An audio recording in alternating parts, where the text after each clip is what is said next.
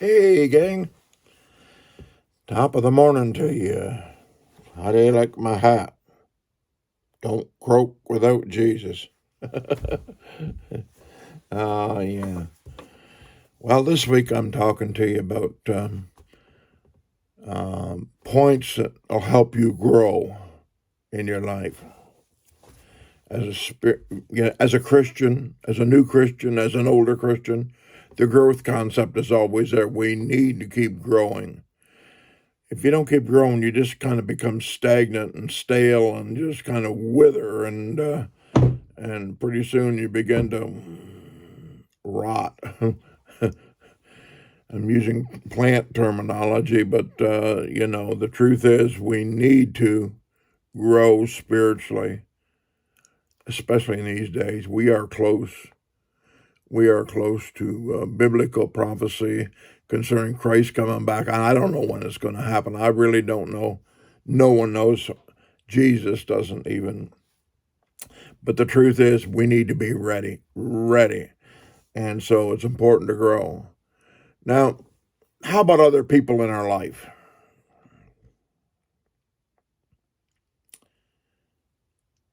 I read something the other day that got me thinking. It said, what other people think of you is none of your business.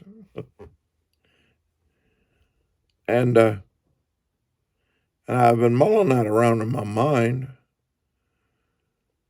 Because if you're in the people business at all, or dealing with people at all, of course you think,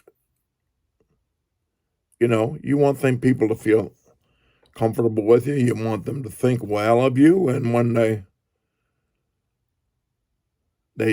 don't, or they blame you, or they accuse you, it doesn't really feel good. So here's the deal. There is some truth to that. Partial. What other people think of you is none of your business. Because if you're not careful, they'll drag you down. If you're not careful, you'll play into the hands of other people to try to respond to them, and first thing you know, you got yourself in a mood to argue. Or you'll try to please them. Or you'll try to stop doing something or start doing something because of them. I really don't think that's that healthy. I think somebody really loves you. They'll respect you and honor you and accept you just the way you are.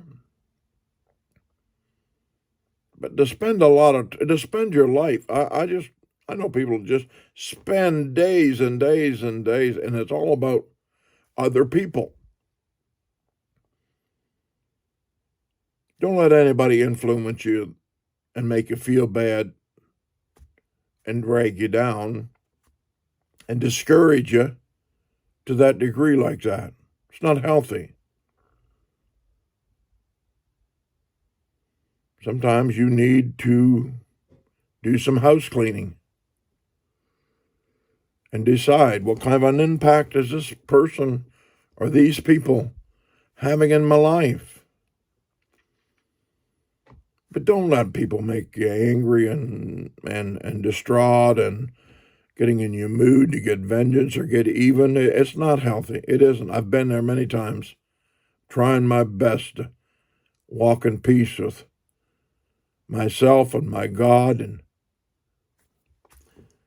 But then I got to thinking on the flip side of that.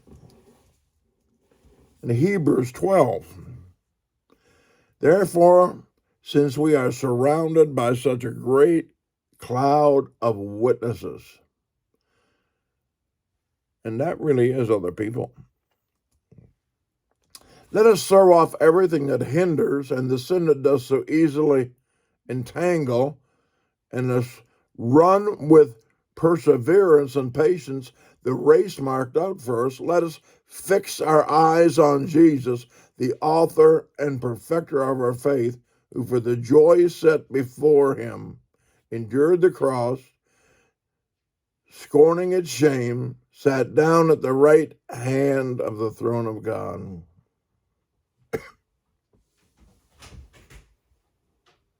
Consider him who endured such opposition from sinful men, so that you will not grow weary and lose heart. See, there's the word grow. I'm trying to help you to grow, huh? And it says, it's kind of the flip side to growing and be healthy and growing and be productive. It says you can grow weary, discouraged. You can grow tired, and you can lose heart. But then he says there's a whole cloud of witnesses. Well, I have to think about where the cloud is. The clouds are up here. And I don't believe that this is talking about anybody else right here in that cloud of witnesses than the people who have gone on before us. My mom, my dad, my grandparents, my family. And they're sitting in the grandstands of life and they're cheering me on and they're saying, come on. Come on, you can do it. Be all you can be for Jesus. Lay aside the weight and the sin and anything that would distraught you or discourage you or upset you. Lay it aside. Anything that will slow you down. So we got two classes of people we're talking about here. The cloud of witnesses are up there. And the clouds are not down here. They're up there. So that's talking about godly people who have gone on before us. And then what I started with was what other people think of you is none of your business. And that crowd of people,